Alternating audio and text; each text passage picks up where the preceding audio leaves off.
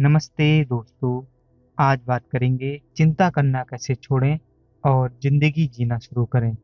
सबसे पहले तो आपको चिंता करना क्यों छोड़ना चाहते हैं, यह पता होना चाहिए। अगर आपको चिंता करने से तनाव, अनिद्रा और अन्य स्वास्थ्य समस्याएं हो रही हैं और यदि यह आपको जीवन का आनंद लेने और अपने लक्ष्यों को प्राप्त करने से रोक रही है, तो आपको अत्यधिक चिंता करने से बचना चाहिए। यहाँ कुछ तरीके हैं जो आपको चिंता को कम करने और सुख और शांति से रहने में मदद कर सकते हैं। सबसे पहले तो वर्तमान में जीना शुरू करें। जिंदगी की कई चिंताएं अतीत या भविष्य को लेकर होती हैं।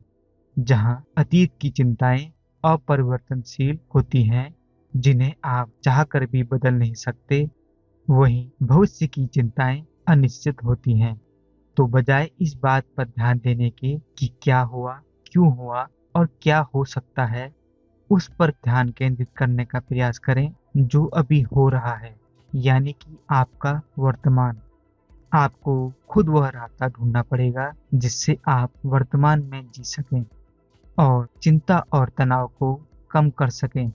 इसके लिए एक सरल तरीका यह है कि आप खुद से पूछें, इस हालात में या इस स्थिति में सबसे बुरा क्या हो सकता है और मैं इसके बारे में क्या कर सकता हूँ या क्या नहीं कर सकता हूँ। और फिर बिना डरे इसे स्वीकार करने के लिए तैयार रहें। इससे आपको अपनी समस्याओं को हल करने में सहायता मिलेगी और अपनी स्थिति को जानने और उसमें सुधार करने में मदद मिलेगी।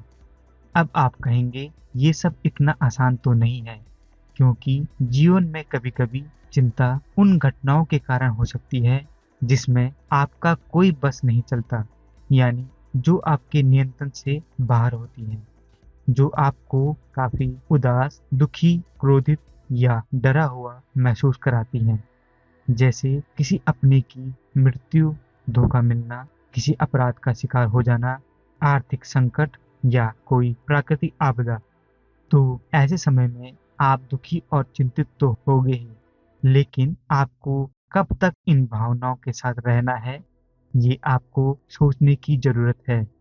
आपको एक समय सीमा निर्धारित करने की आवश्यकता है कि आप कितने समय तक खुद को किसी बात पर दुखी या तनावग्रस्त रहने देंगे, क्योंकि एक समय के बाद आपको ठीक होना ही पड़ेगा और जिंदगी में आगे बढ़ना पड़ेगा।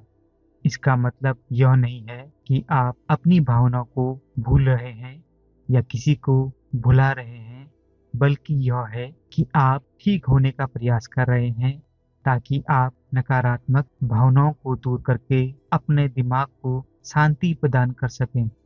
इसके अलावा चिंता की एक वजह दूसरों के द्वारा अस्वीकार किए जाने या आंके जाने का डर भी है। इससे आप खुद को अयोग्य या हीन महसूस करने लगते हैं। जब लोग आपकी आलोचना करते हैं, तो उन आलोचनाओं को आप व्यक्तिगत रूप से ना लें और हमेशा रक्षात्मक कदम उठाने के बजाय इसे सकारात्मक और रचनात्मक रूप में परिवर्तित करने का प्रयास करें। आपको यह समझने की जरूरत है कि आलोचना हमेशा बुरी चीज नहीं होती है।